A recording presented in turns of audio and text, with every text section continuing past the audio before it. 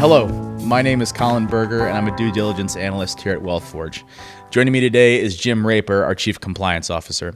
Jim has 30 years of experience and holds his Series 7, 24, 27, 63, 79, and 99 licenses. Our discussion will center on Jim's background in compliance, his thoughts on the industry, past, present, and future, and some pearls of compliance wisdom. Jim, thank you so much for joining me today. Happy to be here. Starting off, how did you start in compliance, and what drew you to the field? So it was an accident. It was unintentional. I had sold my consulting company and joined a merger and acquisition firm that had sold my company, and the principals in the firm, the regulatory principals, so the FinOp and the Chief Compliance Officer, had chosen other opportunities and no longer with the firm, and FINRA called and said, hey, you need to have some principals in the firm. And I said, hang on a second, I have to get some licenses. And so that's how I got here. Given that the start was unplanned, I'm assuming there were a number of lessons learned early on. Can you remember maybe the first one of those? So I think when it comes to compliance, the first lesson I learned is you need to pay attention to the regulations that apply to the business that you're doing. And you need to do your very best to make sure that you've covered all the bases. And if you have questions, you need to ask the questions and get good answers. Well, now that you've come, so far in your compliance work, and I can only presume have learned a number of other lessons, and now serve as a Chief Compliance Officer, just starting generally, how do you view the role of Chief Compliance Officer and how you do it? So I think the most important thing I can do is set the tone for the firm, right? We don't take shortcuts. We take a conservative approach. We do our very best to protect the interests of our clients and our investors that are coming through that we're responsible for. And we make sure that we're incredibly consistent, right? It's not helpful to anybody to give one answer on Monday and a different answer on Tuesday, and then next week come up with something entirely different. So we try to be thoughtful, and we try to communicate and coach with our clients who often are coming from places that maybe were less conservative or sort of less focused on making sure that things were done in a way that weren't going to cause anybody any problems in the future. Has that philosophy evolved in any way since you started your work in compliance? And if so, how? Oh, sure. I mean, I think the intent has been the same. I think the knowledge base and the experience, the best boss I ever had said, you can't get 15 years of experience in 15 minutes.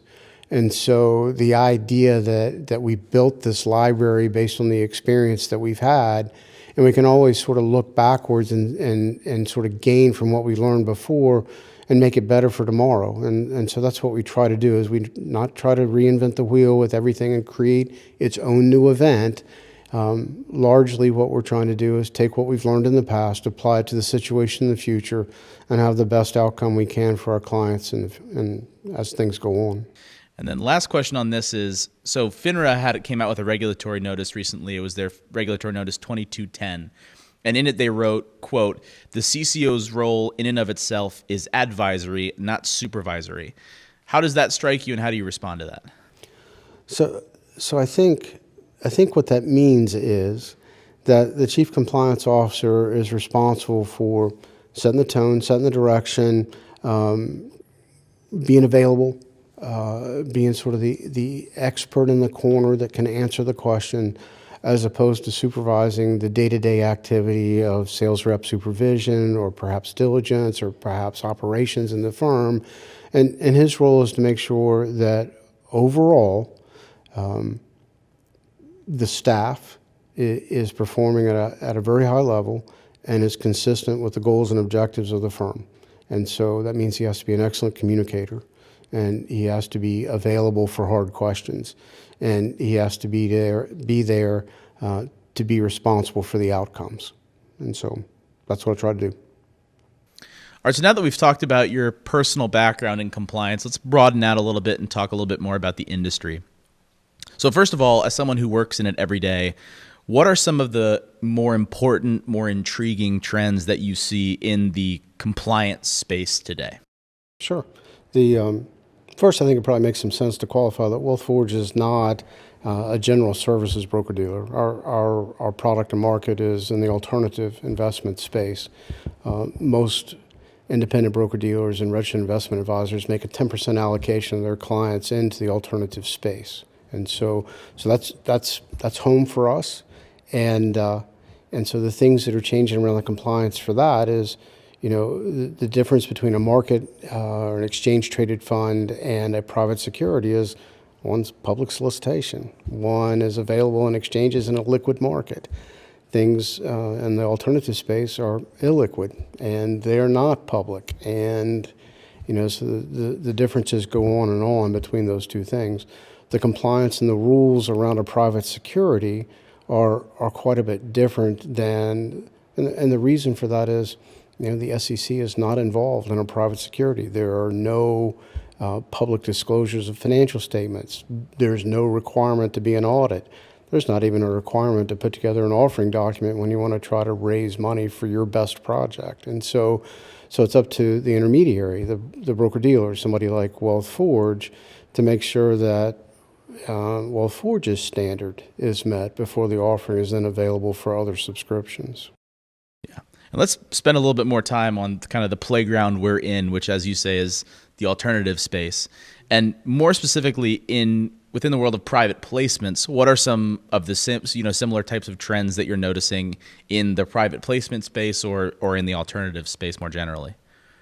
Well, sort of the change in the economy over the last 6 months has created an opportunity in the alternative space because, it generally has an expectation of a higher risk reward. It's a more risky investment, and so rightly the investor would expect a better reward from that outcome. So what we're seeing trend in the space itself for the investments in alternatives is we do a lot of business in sort of tax-advantaged, syndicated commercial real estate investment transactions. Real estate is somewhat uncorrelated to overall market trends. Real estate tends to perform better.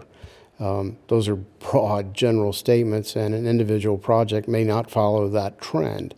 And so it's important to understand sort of the attributes of the sponsor that brings the product to market, the actual demographics wrapped around that product, and then the overall investment objectives of what an investor may have for that. Got it. And let's look at kind of another aspect of this that translates across industries, but specific to what we do here. What major shifts in technology have you noticed over just say the past several years? So over the past couple of years, WealthForge has really expanded its role as a dealer manager. And so in its role as a dealer manager, efficiency is pretty important. You need to be able to manage a syndicate. You need to be able to manage a group of investors that are coming through. And the idea of managing based on exceptions for the outcomes of business rules that are applied through a series of technology steps makes us a much more efficient operation. So the things that are presented and correct and valid, well, we can use technology to say that's good and valid, move on, as opposed to the exceptions where we spend all of our time. And so what we're able to do is then to apply our efforts in a focus method to make sure that we're not dealing with everything, we're dealing with just the exceptions. Right. And given all the benefits that technology has had here, has there been a learning curve in implementing some of that? What are some of the challenges that you've seen trying to put that into place? So I think absolutely there's been a learning curve with that. And, we have tried to apply our technology efforts into places where we'll get the most return for that investment. Our affiliated company, WealthForge Technologies, has a product called Altigo that processes transaction information into a data set that rather than getting a PDF of a document that we have to read and re-key punch the information, what we get is we get a data package that comes in on that transaction that feeds our back office system that then travels through our set of business rules so that we were looking at a very small subset of those transactions for data validity, right? So a transaction, a subscription in good order. And so that makes us incredibly efficient. If all of our transactions came in through an automated form like that, well, that would be great because, there's not a lot of benefit in reading PDFs to pull information that you're actually taking action on. So business rules sitting on top of good and valid data makes our operation very efficient. So let's talk a little bit more about WealthForge corporate culture and how you've helped shape that. In terms of that corporate culture, what are some positive shifts that you've seen during your time here at WealthForge? So I think the changes in the culture that have happened around here started with the Jobs Act, and we were doing some things differently than other folks were really doing stuff in the industry, and we were trying to figure it out. And in the culture, we used to say, WealthForge will give you 3% of the answer, and it's on you to figure out the other 97%. Well, that's a bit of a challenge, and in a new industry, that's not a very reassuring place for new customers to show up. Today, I would say that we're experts, particularly in the area of commercial real estate when it's syndicated for the tax administration of the investor. He's trying to manage a tax obligation that he has. And so I truly would say that we have developed an expertise in that. We have diligenced over 1,500 offerings related to commercial real estate. And we've placed over $5 billion of equity into our sponsors' products. And so I would say that the culture is one of maturity. I would say that the one is one of care. We want to make sure that the products are properly represented. We care about our sponsors to make sure that they're putting their best foot forward and what they're communicating in their documents and the way they're being presented through the syndicate that we administer on their behalf is done correctly. And I think most importantly, what we've been able to do is we've been convincing in the marketplace that WealthForge Securities cares about our sponsors doing the right thing the right way all the time. Well, you just used a lot of words there that really do a good job of describing the culture that we promote and the type of work that we try and do. I'm going to put a little pressure on you and force you to pick one. So imagine the following scenario. A client is sent a questionnaire about working with WealthForge in which they're only able to give one word of feedback. If you had to pick one, what word do you hope they'd write? They did it right. That's a lot of words. That's more than one word. But I would think that, let me change that. I think the word that I would say is that I would want them to say partner. That we take an interest in what it is in their business plan and their business objective, and we value that or we wouldn't represent it. And so I would want our clients to view us as a partner that helps them achieve their goals rather than a service provider that's looking for a paycheck. You may have just answered it, but is there a singular most important focus that drives you every day at work? And if there is, and if you're willing to share it, we'd love to hear what it is. So I think the thing that drives me every day is that the staff and the firm have the same values that I do when it comes to being correct and caring and making sure that we're responsive to our clients' needs.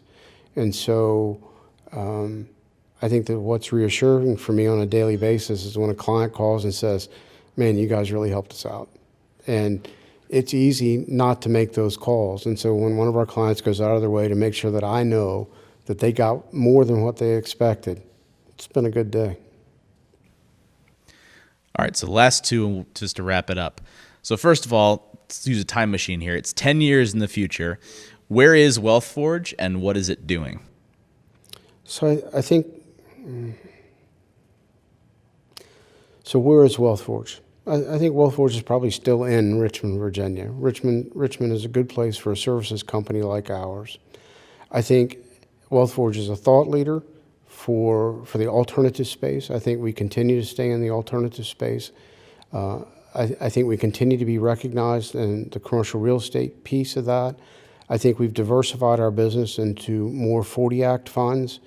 And I think what's going to happen over time is that sponsors with captive BDs, they've decided they have to be in the broker-dealer business in order to run their business, are going to realize that the BD that they have is more of a burden to their business objectives than the BD that they could rent.